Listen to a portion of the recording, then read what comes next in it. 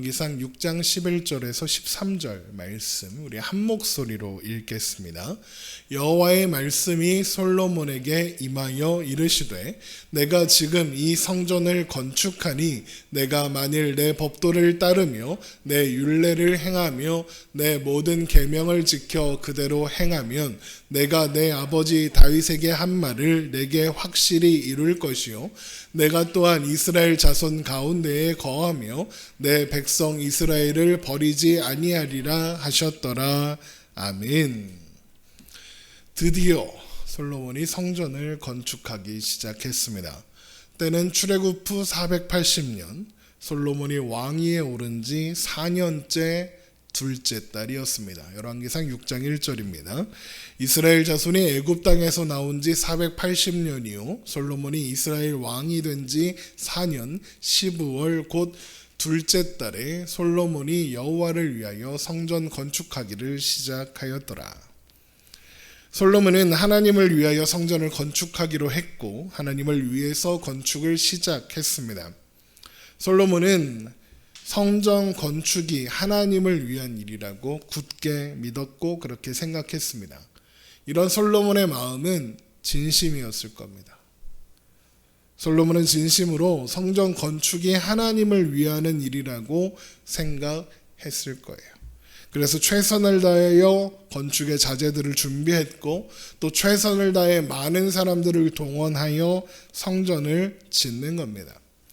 솔로몬은 이 모든 일에 진심이고 또 진심일 수밖에 없습니다. 왜냐하면 그것이 자신의 왕위를 영원히 견고하게 누릴 수 있는 방법이기 때문이죠.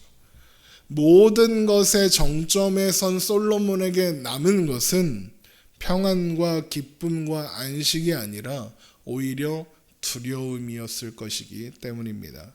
모든 것을 얻었고 세상 그 누구도 솔로몬에게 뭐라 할 수 없는 이의를 제기할 수 있는 사람이 아무도 없었지만 그 자리를 지켜야 하는 그 부담감 또 그로 인해서 찾아오는 불안함은 솔로몬을 두렵게 할 수밖에 없고 그것은 솔로몬이라고 피할 수 있는 것이 아니었기 때문입니다. 그런데 솔로몬에게는 그 불안감을 해결할 아주 좋은 방법이 있었습니다. 바로 성전을 짓는 거였죠. 하나님께서 아버지 다윗에게 다윗의 씨가 성전을 지을 것이고 하나님은 성전을 짓는 그 사람의 나라와 왕위를 영원히 견고하게 하겠다라고 약속하신 그 약속이 솔로몬에게 남아있기 때문이었죠. 사무엘하 7장 12절 말씀입니다. 내 수완이 차서 내 조상들과 함께 누울 때에 내가 내 몸에서 날 내 씨를 내 뒤에 세워 그의 나라를 견고하게 하리라. 그는 내 이름을 위하여 집을 건축할 것이요 나는 그의 나라 왕위를 영원히 견고하게 하리라. 그래서 솔로몬은 성전 건축을 서둘러야 했습니다. 이 약속의 대상이 자신이어야만 했던 겁니다. 그리고 나서 이제 성경은 솔로몬이 어떤 크기로 또 어떤 방식으로 어떤 모양으로 성전을 건축했는지 설명해 줍니다. 열왕기상 6장 2절부터 봅니다. 솔로몬 왕이 여호와를 위하여 건축한 성전은 길이가 60규빗이요 너비가 20규빗이요 높이가 30규빗이며 성전의 성소 앞 주랑의 길이는 성전의 너비와 같이 20규빗이요 그 너비는 성전 앞에서부터 10규빗이며 성전을 위하여 창틀 있는 붙박이 창문을 내고 또 성전 벽 곧 성소와 지성소의 벽에 연접하여 돌아가며 다락들을 건축하되 다락마다 돌아가며 골방을 만들었으니 하층 다락의 너비는 5규빗이요 중축 다락의 너비는 6규빗이요 셋째 층 다락의 너비는 7규빗이라 성전의 벽 바깥으로 돌아가며 턱을 내어 골방 들보들로 성전의 벽에 박히지 아니하게 하였으며 이렇게 되어 있습니다. 우리가 규빗 막 이렇게 되어 있으니까 저게 얼마나다는 거야 이런 느낌이잖아요. 그래서 그 크기를 오늘날 우리가 많이 쓰는 미터법에 의해서 환산을 해보겠습니다. 보통 규빗은 여기 손가락 끝부터 팔꿈치까지 요게 1규빗입니다. 그래서 대략 45cm 정도라고 해요. 물론 현대인의 규빗으로 하면 훨씬 더 길 거예요. 근데 이제 옛날 사람들은 우리보다 체구가 좀 작았다고 하니까 45cm 정도로 봅니다. 그런데 성전이나 왕궁에 쓰는 것은 일반인의 규빗보다 커야 된다. 뭐 이런 게 있어서 여기에 손바닥 하나만큼을 더해서 길이를 만들었는데, 그래서 이게 성전 규빗 또 왕의 규빗이라고 표현하는데, 요거 이렇게 더하면 52cm 정도 된다고 합니다. 52cm 그러면 딱 떨어지게 계산이 안 되니까 1규빗이 50cm로 생각해서 성전의 크기를 가늠해 보면 길이가 30m, 너비는 10m, 높이는 15m 정도 되는 겁니다. 그러니까 생각보다 그렇게 안 크죠? 지금 15m 정도면 한 5층 건물 정도 되는 거예요. 그렇죠? 30m 해봤자 이 건물보다 조금 더 긴 그 정도 되는 겁니다. 거기 앞에 성전 앞에 주랑, 그러니까 일종의 현관 같은 걸 만들었는데 성전의 길이 너비인 30m와 똑같고 앞으로 5m 정도를 더 내서 주랑을 만든 겁니다. 그러니까 이제 교회 들어가면 이렇게 계단이 있고 이렇게 지붕 같은 현관 같은 게 있고 거기서 또 문을 열고 들어가면 안에 이제 성전이 있는 거죠. 그러니까 주랑까지 포함하면 옆에 폭은 길이는 30m, 너비는 15m 이 정도 되는 겁니다. 어쨌든 그리고 나서 성전 전체를 돌아가면서 3층으로 골방을 만듭니다. 이게 안에 들어와 있는 게 아니라 성전 벽이 있으면 요 바깥으로 세우는 겁니다. 골방이 3층으로, 그래서 맨 밑에는 2.5m, 중층은 3m, 상층은 3.5m 해서 방을 만들어 봅니다. 그래서 그 모습을 대략적으로 상상해서 그림을 그리면 이렇게 됩니다. 여기 보면 이제 성전 기준으로 해서 골방들이 있고 성전이 이렇게 만들어지는 겁니다. 그러니까 사실 솔로몬이 지은 성전이 막 어마어마하게 웅장하거나 그런 것은 아니라는 겁니다. 대략 어느 정도 크기인지 가늠이 되실 겁니다. 우리 교회가 있는 이 건물보다 조금 더 큰 정도? 여기 옆에 있는 그 교회 이름이 뭐였지? 천산교회? 그 정도 크기 되는 겁니다. 자, 그런데 이렇게 성전을 건축할 때 솔로몬은 성전에서 망치 소리, 또 정 소리, 도끼 소리, 이런 철 연장 소리가 들리지 않도록 했다고 합니다. 그래서 외부에서 다 다듬어서 가져와서 성전에서는 조립만 하는 겁니다. 열왕기상 6장 7절, 이 성전은 건축할 때 돌을 그 뜨는 곳에서 다듬고 가져다가 건축하였으므로 건축하는 동안에 성전 속에서는 방망이나 도끼나 모든 철 연장 소리가 들리지 아니하였으며, 이렇게 되어 있습니다. 그럼 솔로몬은 왜 이렇게 했는가? 왜 성전에서 철 연장 소리가 들리지 않게 했는가? 성경학자들은 솔로몬이 이렇게 한 이유를 이 말씀 때문일 거라고 추측합니다. 출애굽기 20장 25절입니다. 내가 내게 돌로 제단을 쌓거든 다듬은 돌로 쌓지 말라. 내가 정으로 그것을 쪼면 부정하게 함이니라. 그러니까 하나님께서 제단을 쌓을 때 정을 사용하지 말고 자연석 그대로를 쌓아서 만들라고 하셨습니다. 하나님께서 이런 명령을 하신 것은 제단 자체가 우상이 되는 것을 경계하시기 때문입니다. 이게 무슨 말이냐면 돌을 다듬어서, 그러니까 네모 반듯하게 제단을 쌓는다고 한번 생각해 보십시오. 처음에는 그냥 네모 반듯하게 벽돌 같은 걸 쌓아서 만들 겁니다. 그런데 그 시간이 지나면 거기에다가 이거 예쁘게 만들면 좋을 것 같은데? 그러면서 뭘 새기기 시작하겠죠. 우리 불국사에 가면 뭐 다보탑, 석가탑 있는데, 다보탑, 석가탑은 좀 이렇게 네모 반듯하기만 하잖아요. 근데 다보탑은 막 화려하단 말이에요. 그러니까 시간이 지나면서 점점 그런 게 화려해지고 화려하게 꾸며지게 된단 말이죠. 그러니까 제단을 만들 때 정을 사용해도 된다 하면 거기다 뭘 새겨 넣고 싶고 또 막 예쁘게 만들고 싶고, 그러다 보면 그 모양에 또 그 새겨 넣은 그 제단 자체에 의미를 부여하게 된단 말이에요. 그러다 보면 하나님을 예배하기 위해서 쌓은 제단이 우상이 되는 거예요. 여러분 십자가를 붙잡고 기도하면 기도응답이 더 잘 되나요? 십자가를 차에 달고 다니면 교통사고가 안 나나요? 그런 거 없습니다. 사람들이 그런 식으로 하는 건 십자가를 우상으로 만드는 행위예요. 십자가를 메고 다니면 사고를 안 당하고 막 이렇게 부적처럼 여기는 사람들이 있잖아요.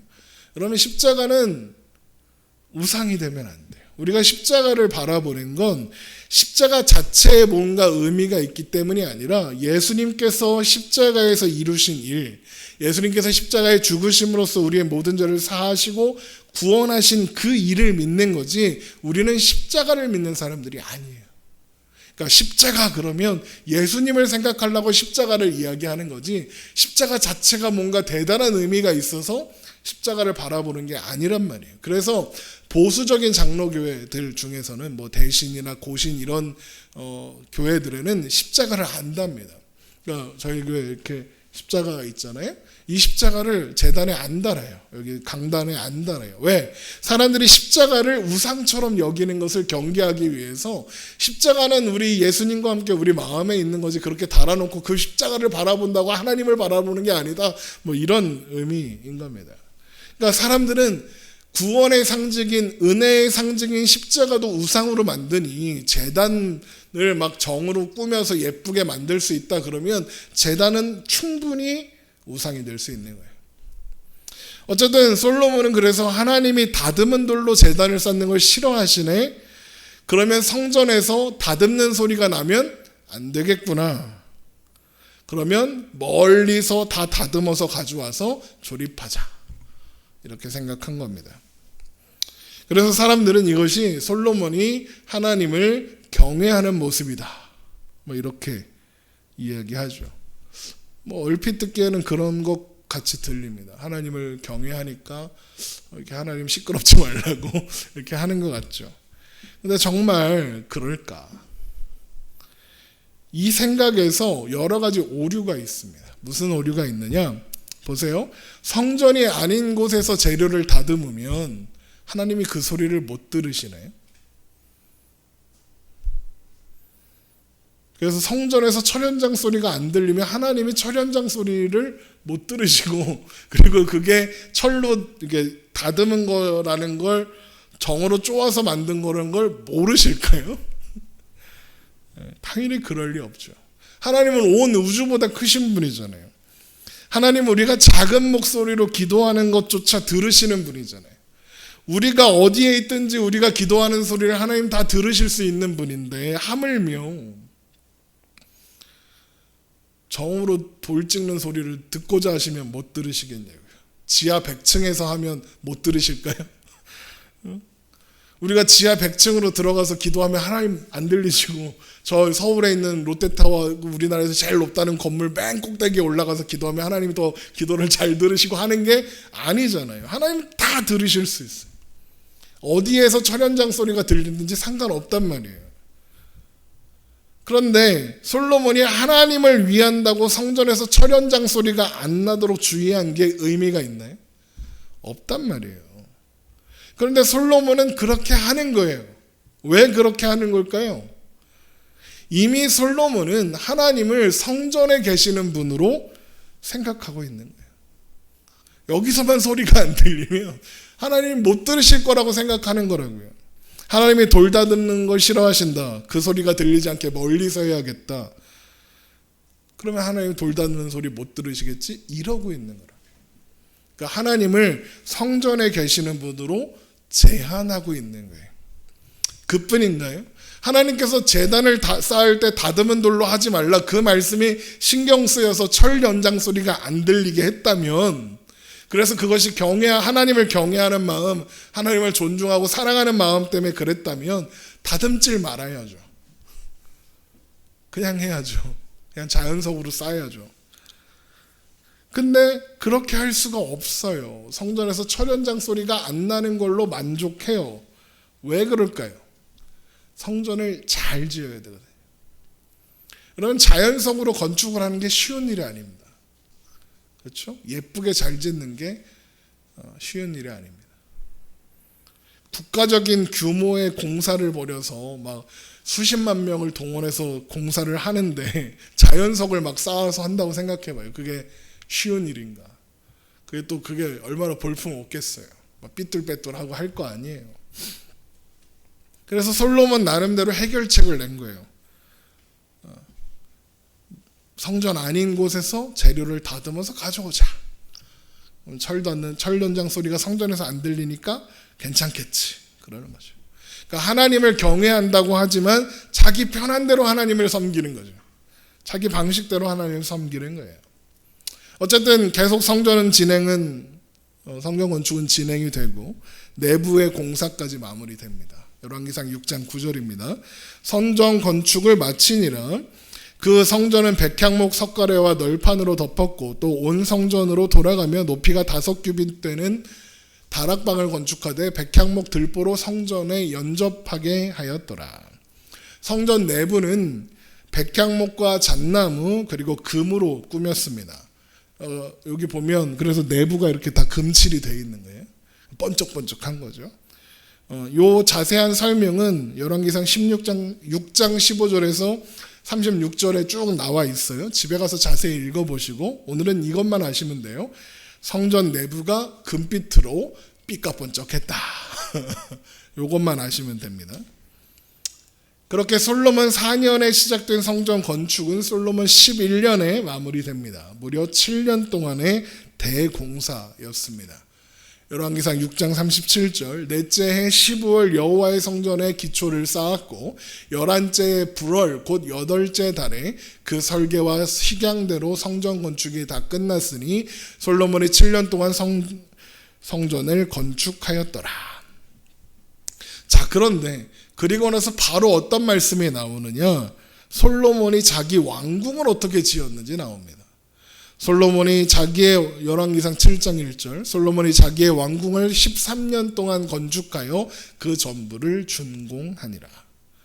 솔로몬의 왕궁에 대한 묘사는 열왕기상 7장 2절에서 12절까지 쭉 있는데 시간 관계상 집에 가서 읽어보시면 됩니다. 설명만 드립니다. 솔로몬이 자기의 왕궁을 13년 동안 지었는데 그 면적이 5,000제곱규빗입니다. 규빗으로 설명을 드릴게요.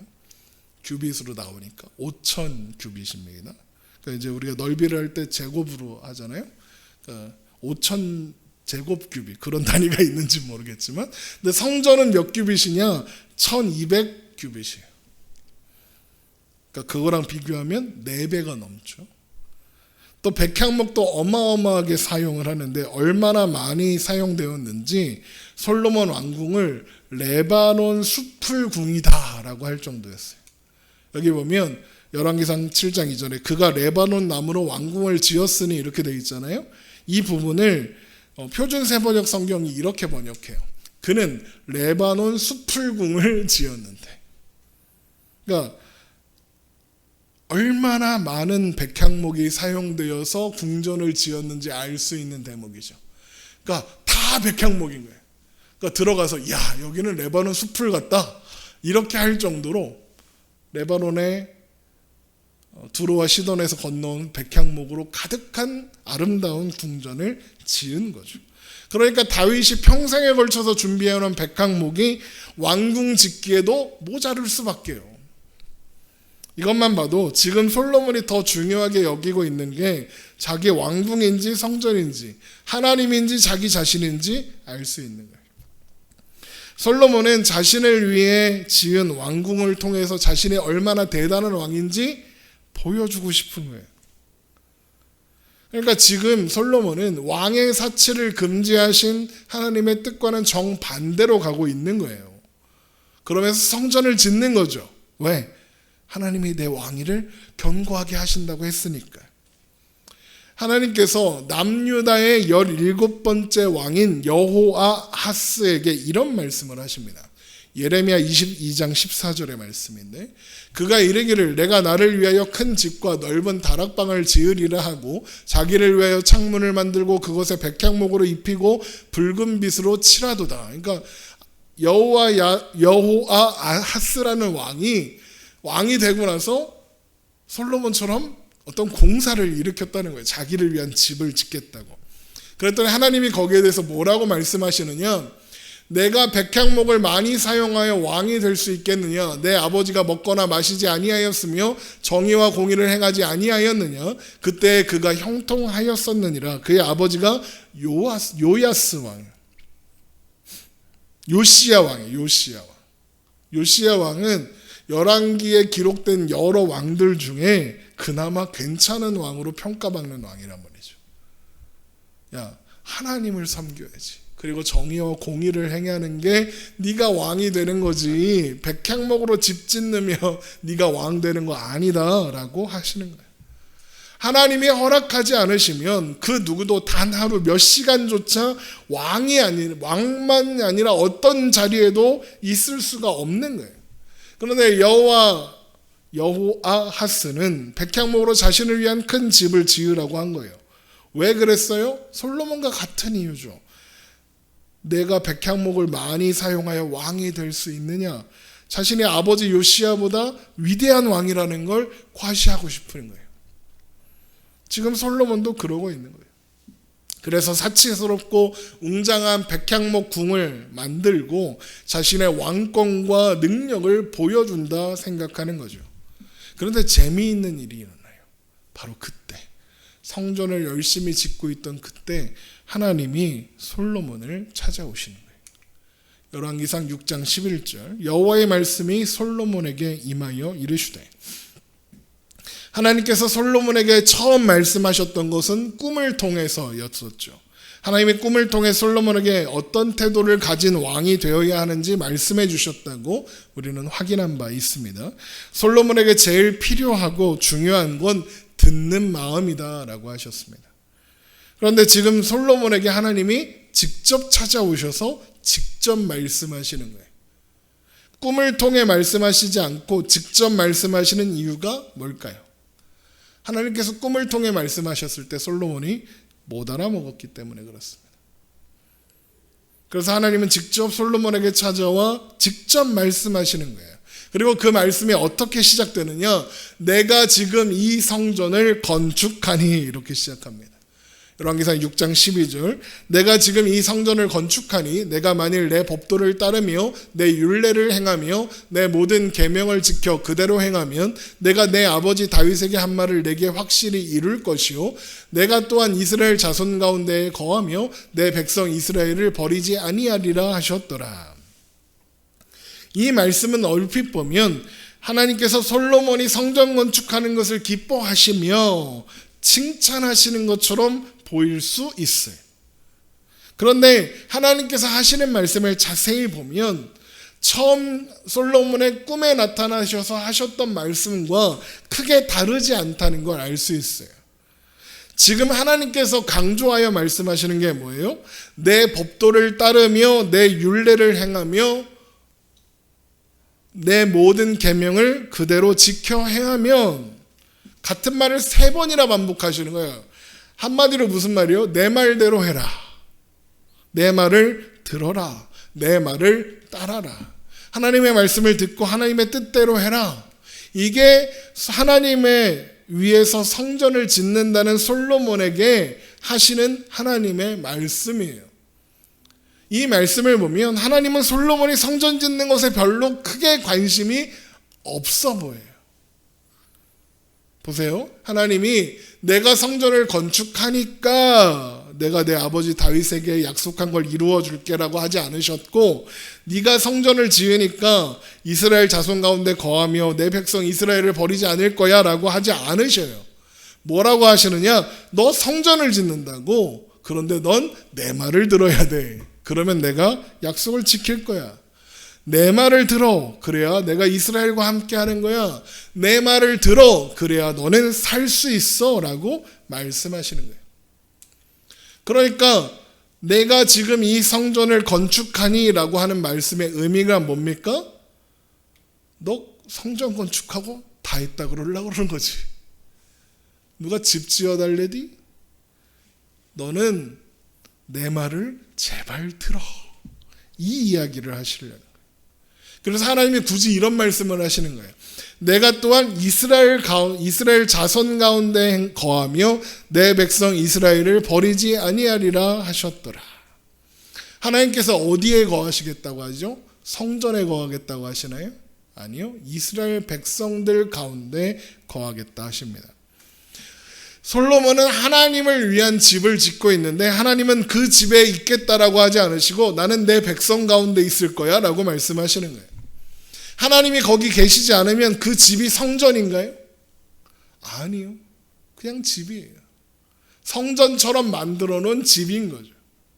그냥 집이에요. 하나님과 아무 상관없는 집이 되는 거예요. 하나님은 사실 시종 일관 동일하게 똑같은 말씀을 하셨어요. 집 필요 없다. 의미 없다.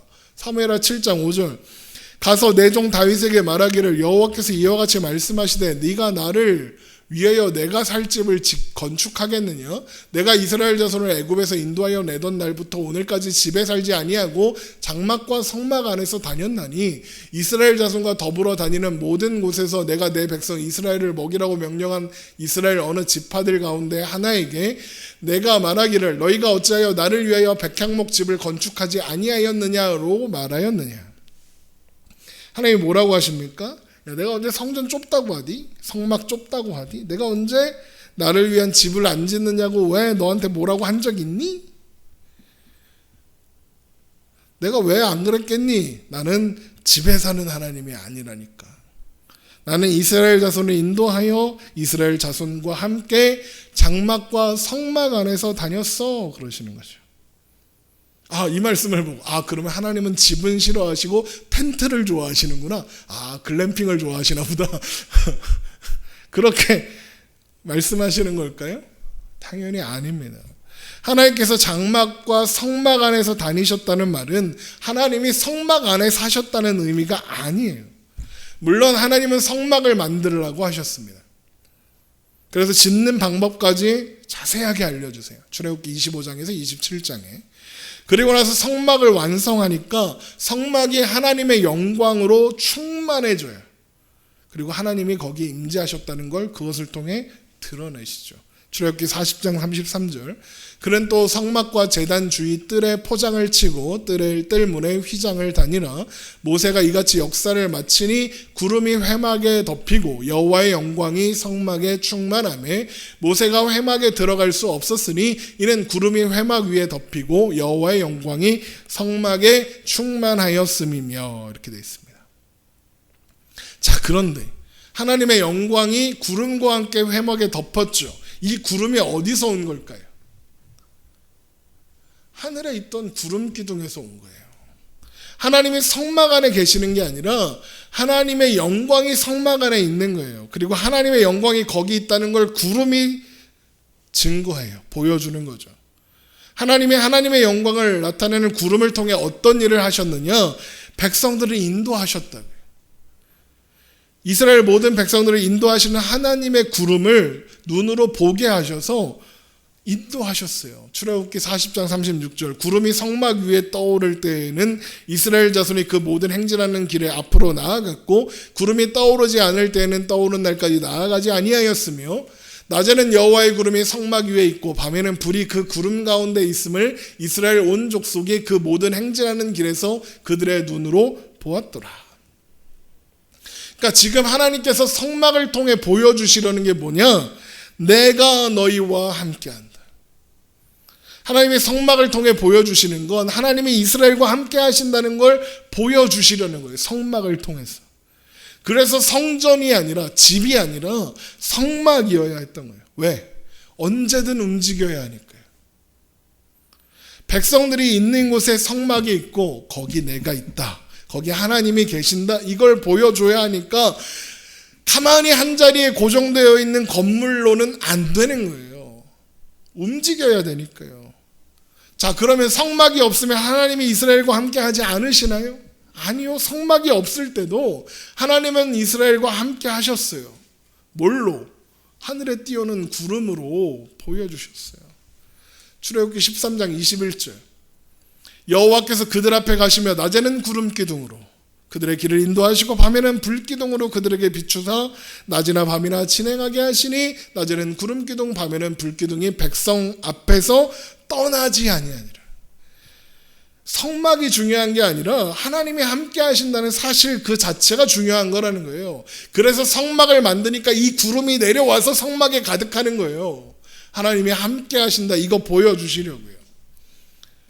하나님이 직접 만들어, 이렇게 만들어 라고 알려주신 성막이 이런데 하나님이 지으라고 하신 적도 없고, 그래서 사람이 짓겠다고 나서 지었고, 그리고 자기 마음대로 설계도 지 맘대로 해가지고 만든 성전을 어떻게 했어요?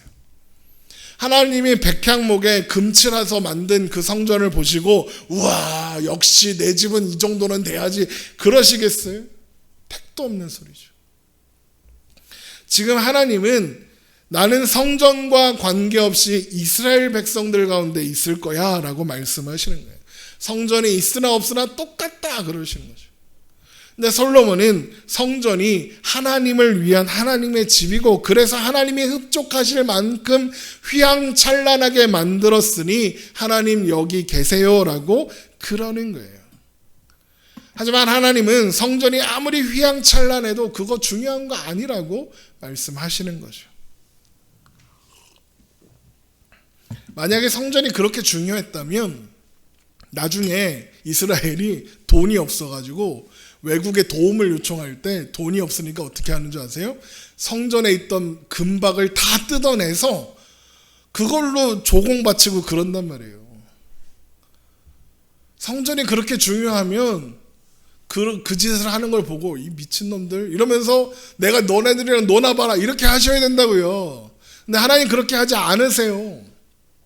성전 다 뜯어가도 아무 말씀 안 하세요. 성전이 무너지는데 그냥 내버려 두세요. 성전이 무너지고 성전이 이제 없는데 하나님이 이스라엘과 함께 하세요. 바벨론에 함께 하세요. 하나님은 성전에 있음과 없음과는 상관없이 언제나 하나님이시고 언제나 자기 백성들과 함께 하신다고요. 그런데 솔로몬은 하나님의 말씀을 듣는 것보다 자기 소견에 오른 대로 살았고, 그래서 성전을 지었고 하나님을 성전에 계시는 분으로 만들어 버린 거예요. 그래서 결국 후대에 가면 어떻게 되느냐? 성전이 우상이 되는 거예요. 하나님이 경계하셨던 일. 예레미야 7장에 이런 말씀이 있어요. 여호와께로부터 예레미야에게 말씀이 임하니라. 이르시되 너는 여호와의 집 문에 서서 이 말을 선포하여 이르기를, 여호와께 예배하러 이 문으로 들어가는 유다 사람들아, 여호와의 말씀을 들으라. 만군의 여호와 이스라엘의 하나님께서 이와 같이 말씀하시되 너희 길과 행위를 바르게 하라. 그리하면 내가 너희로 이곳에 살게 하리라. 너희는 이것이 여호와의 성전이라 여호와의 성전이라 여호와의 성전이라 하는 거짓말을 믿지 말라. 너희가 만일 길과 행위를 참으로 바르게 하여 이웃들 사이에 정의를 행하며 이방인과 고아와 가부를 압제하지 아니하며 무죄한 자의 피를 이곳에서 흘리지 아니하며 다른 신들 뒤를 따라 화를 자초하지 아니하면 내가 너희를 이곳에 살게 하리니 곧 너희 조상에게 영원 무궁토로 준 땅이니라. 보라, 너희가 무익한 거짓말을 의존하는도다. 너희가 도둑질하며 살인하며 간음하며 거짓 맹세하며 바알에게 분향하며 너희가 알지 못하는 다른 신들을 따르면서 내 이름으로 일컬음을 받는 이 집에 들어와서 내 앞에 서서 말하기를 우리가 구원을 얻었나이다 하느냐. 이는 이 모든 가증한 일을 행하려 함이로다. 그러면서 뭐라고 하시느냐? 그 유명한 말씀. 내 이름으로 일컬음 받는 이 집이 너희 눈에는 도둑의 소굴로 보이느냐? 보라, 나 곧 내가 그것을 보았노라. 여호와의 말씀이니라. 하나님의 성전에서 하나님을 예배한다고 하면서 하나님의 말씀은 듣지 않고 하나님의 말씀을 따라 살지도 않는다는 거예요. 뭐 하는다고요? 우상을 섬긴대요. 그러면서 이것이 여호와의 성전이라 여호와의 성전이라 여호와의 성전이라 하면서 우리는 하나님한테 할 것 다 했다 그랬다는 거예요. 그러면서 안심했다는 거예요. 그랬더니 하나님이 뭐라 그래요? 뻥치지 마라 그러시는 거예요. 이것이 여호와의 성전이라 여호와의 성전이라 여호와의 성 3번이나 반복해서 거짓말하지 마라. 그래서 하나님은 성전이 무너지는 걸 그냥 지켜보시는 거예요. 그냥 내버려 두시는 거예요. 성전 필요 없다 이거예요. 그게 중요한 게 아니라요. 성전이 그렇게 중요하면 끝까지 지키셨겠죠. 근데 돌 하나의 돌도 남지 않게 다 무너지게 내버려 두세요. 하나님이 어디 계시죠? 하나님의 이름으로 모인 하나님의 백성들이 있는 바로 그곳에 계시죠. 마태복음 18장 20절 두세 사람이 내 이름으로 모인 곳에는 나도 그들 중에 있느니라. 그래서 하나님이 우리를 가리켜 너희는 성전이다 그러시는 거예요. 우리가 성전이에요. 왜? 하나님이 우리와 함께 하시고 우리의 있는 곳에 계시니까요. 솔로몬이 왜 성전을 짓는다고요? 불안해서요. 하나님을 위해 성전을 잘 지어드리면 하나님이 함께 하셔서 나라와 왕위를 견고하게 잘 지킬 수 있을 거라고 생각했어요. 아니요. 하나님께서 원하시는 건 하나님의 말씀을 듣는 거예요. 하나님과 함께 있는 거죠. 집을 짓는 게 아니에요. 하나님 안에서 하나님을 따라 하나님의 말씀을 따라 사는 것이 사는 길이에요. 왜요? 하나님이 길 진리 생명이시니까요. 그것이 자유와 평화와 안식과 기쁨을 누릴 수 있는 유일한 방법이에요. 불안한 마음도 두려운 마음도 어떠한 상황 속에서도 하나님은 우리와 함께 하신다. 내가 불안해도 내가 두려워도 하나님은 나와 함께 하신다. 그 사실을 기억하면 이 또한 지나가리라. 하나님께서 이 시간을 통해 나를 더 단단히 세우시리라 믿으며 견딜 수 있는 거예요. 그래서 환난 중에도 기뻐해라 라고 바울이 자꾸 이야기하는 거예요. 두렵지만 하나님이 나와 함께 하시니 이 일은 하나님의 뜻이다. 하나님의 기쁨을 위해서 나에게 허락하신 일이다. 이 일이 오히려 나에게 좋은 일이 될 것이다. 믿을 수 있는 거예요. 그래서 내 앞에 펼쳐진 문제를 감당할 수 있는 거예요. 감당할 시험밖에는 너에게 허락하심이 없다. 또 피할 길을 내신다. 감당케 하신다 하신 말씀을 붙잡고 나아가는 거예요. 그래서 불안하지만 앞이 안 보여서 캄캄하지만 내 발끝을 인도하시는 하나님과 한 걸음 한 걸음을 하나님을 의지해서 걸어가는 거예요. 오늘의 한 걸음을 내딛어 나아가는 거예요. 오늘의 말씀을 어떻게 마칠까 생각하다가 시편 46편의 말씀을 찾았어요. 시편 46편. 이 말씀을 오늘 말씀의 결론으로 삼으려고 해요. 조금 긴데 천천히 한번 들어보세요.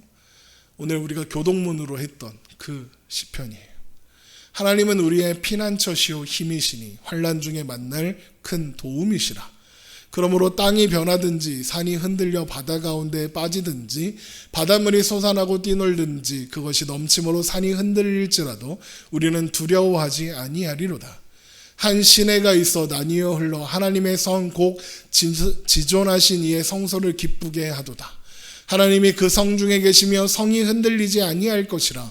새벽에 하나님이 도우시리로다. 문 나라가 떠들며 왕국이 흔들렸더니 그가 소리를 내심에 땅이 녹았도다.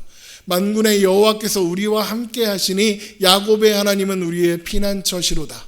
와서 여호와의 행적을 볼지어다. 그가 땅을 황무지로 만드셨도다. 그가 땅끝까지 전쟁을 쉬게 하심이며 활을 꺾고 창을 끊으며 수레를 불사르시는도다. 이르시기를 너희는 가만히 있어 내가 하나님됨을 알지어다. 내가 문 나라 중에서 높임을 받으리라. 내가 세계 중에서 높임을 받으리라 하시도다. 만군의 여호와께서 우리와 함께 하시니 야곱의 하나님은 우리의 피난처시로다. 여러분 이 시편이 누구의 시편인 줄 아세요? 고라 자손의 시. 고라 자손이 누군지 아세요?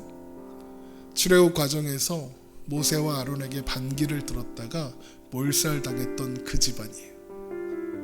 근데 그 집안이 지금 이제 뭐라고 고백해요? 하나님이 우리의 피난처시다라고 고백하고 있어요. 그 모든 시간을 거쳐서 그 교만이 하늘을 찔렀던 고라 자손이 이 고백을 해요. 똑같은 고라 자손이 무슨 고백도 하냐면 하나님 내가 성전 문지기로 있는 게 좋사오니 악인의 장막의 거함보다 하나님의 성전에 있는 것이 좋습니다. 하나님과 함께 있는 것이 좋습니다 하는 고백도 해요. 하나님이 우리와 항상 함께 계세요. 하나님, 우리가 하나님을 위해서 무언가 해야, 솔로몬처럼 성전을 지어야 함께 하시는 게 아니라 하나님은 오히려 가만히 있으라 그랬어요. 가만히 서서 하나님을 바라보라고, 내가 하는 일을 보라고. 두려워, 무서워, 가만히 서서 내가 하는 일을 봐. 하나님이 이 말씀을 언제 처음 하셨는지 아세요? 이스라엘 백성들이 애굽에서 나와 홍해 앞에 섰고 뒤에는 애굽의 군대가 쫓아오고 있을 때, 앞뒤로 꽉꽉 막혀서 답이 없을 때, 그래서 하나님을 원망하는 이스라엘 백성들을 향해 하나님이 말씀하세요. 가만히 있어. 불안해, 두려워, 걱정하지 마. 내가 하는 일을 바라봐. 그래서 밤새도록 바람이 불어가지고 홍해가 갈라지고 길이 나는 걸 보게 하세요. 그 와중에 바로 뒤에까지 온 애굽의 병사들이 우리를 못 보는 걸 보게 하세요. 하나님이 함께 하시면 홍해 앞이라도, 우리를 죽이려는 애굽의 군대가 내 뒤에 있다고 해도 안전하구나 보게 하세요. 우리가 하나님을 위해 무언가 해서 하나님의 환심을 사서 하나님을 떠나지 못하게 막 하려는 방법, 막 그런 게 필요한 게 아니라, 하나님은 언제나 우리와 함께 하시고 우리를 인도하시는 하나님의 사랑의 은혜가 너무나 기뻐서 감사해서 우리가 하나님을 위해서 무언가 하는 거, 예배도 하는 거고 헌금도 하는 거고 하는 거예요. 하나님께로부터 무엇을 얻어내기 위한 방법을 위해서 하나님 비유 맞추려고 헌금하는 게 아니라, 예배 드리는 게 아니라, 하나님의 함께 하심에 성전은 우리의 어떠함은 원인도 조건도 아니라는 사실, 우리를 향한 하나님의 그 사랑 때문에, 하나님께서 우리를 하나님의 백성으로 삼으셨기 때문에, 그 이유 하나로 하나님은 우리와 함께 하신다는 그 사실을 여러분 기억하세요. 성전 지어야 하는 게 아니에요. 우리가 무언가 해서 하나님 비유를 맞춰야 되는 게 아니에요. 그런 거 안 해도 하나님은 우리와 함께 하세요. 하나님께서 원하시는 건 우리가 하나님을 바라보고 하나님의 말씀을 듣고 하나님만이 주실 수 있는 평안과 기쁨을 누리는 거예요. 하나님의 말씀을 듣는 거예요. 하나님을 사랑하는 거예요. 하나님, 내가 하나님 위해서 이것도 해드리고 저것도 해드릴 테니까 나한테도 이거 해주세요. 그건 기독교 신앙이 아니에요. 우리가 아직 죄인이었을 때 아들이신 예수 그리스도를 우리 가운데 보내셨어요. 우리가 자격이 있어서 받은 사랑이 아니라 하나님이 그렇게 하기로 하셨기 때문에 받는 사랑이에요. 여러분, 이 사실을, 이것을 항상 기억하세요. 이것이 우리가 받은 사랑의 실체이고 하나님의 진심입니다. 기도하겠습니다.